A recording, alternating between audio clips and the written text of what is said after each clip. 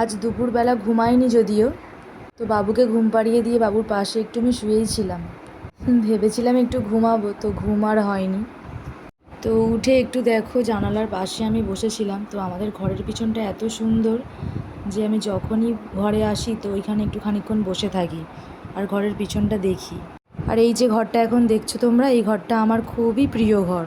আর একটু আগে মুষলধারায় বৃষ্টি হয়ে গেল, আর এখন দেখো কেমন রোদ বেরিয়েছে। আর এই যে আমার বাবু এখন ঘুমাচ্ছে।